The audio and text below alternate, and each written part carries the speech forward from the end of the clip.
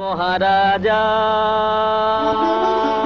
তোমারে সেলাম সেলাম সেলাম সেলাম। মহারাজাকে সালাম জানিয়ে পথের পাঁচালী গাইতে গাইতে ছুটে চলা হীরক রাজার দেশে অপরাজিত এই সৈনিক পরশ পাথরের ছোঁয়ায় জ্বলে ওঠে বারংবার।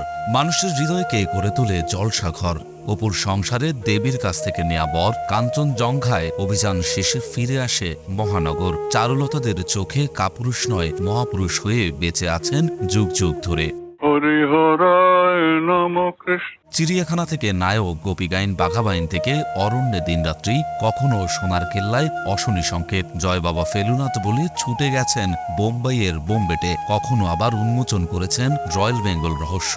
গোরস্থানের সাবধান হতে গিয়ে দেখা মিলল কুত্তাপুরীর। ছিন্ন মস্তার অভিশাপ নিয়েও থেমে যাননি, দেখেছেন কৈলাসে কেলেঙ্কারি। ওরা সেই ভাষাতেই করে গান। এত সময় ধরে যেই মানুষটির কথা বলছি তিনি আর কেউ নন, কিংবদন্তি চলচ্চিত্র নির্মাতা সত্যজিৎ রায়। চলচ্চিত্র নির্মাতা ছাড়াও তিনি ছিলেন একাধারে চলচ্চিত্র পরিচালক, সঙ্গীত পরিচালক, চিত্রনাট্যকার, চিত্রকর ও লেখক। 1921 সালের 2 মে কলকাতায় জন্মগ্রহণ করেন সত্যজিৎ রায়। কলকাতায় জন্ম হলেও তার পৈতৃক নিবাস কিশোরগঞ্জ জেলায় কটিয়াদি উপজেলার মসুয়া গ্রামে। উপেন্দ্র কিশোরের ছেলে সুকুমার রায় ছিলেন বাংলা সাহিত্যের জনক ও শিশু সাহিত্যের সেরা লেখকদের একজন। দক্ষ চিত্রকর ও সমালোচক হিসেবেও সুকুমারের খ্যাতি ছিল। তারই সুযোগ্য একমাত্র সন্তান সত্যজিৎ রায়। 1955 সালে সত্যজিৎ রায় নির্মাণ করেন তার প্রথম ছবি পথের পাঁচালী। প্রথম ছবিতেই ছক্কা হাঁকান খ্যাতিমান এই নির্মাতা।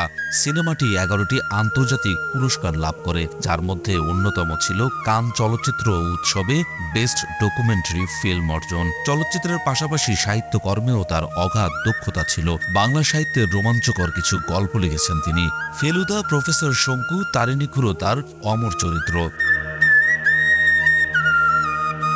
1987 সালে ফ্রান্স সরকার তাকে সম্মানসূচক পুরস্কার লিজিও দনরে ভূষিত করে। ভারত সরকার দেয় সর্বোচ্চ অসামরিক পদক ভারতরত্ন।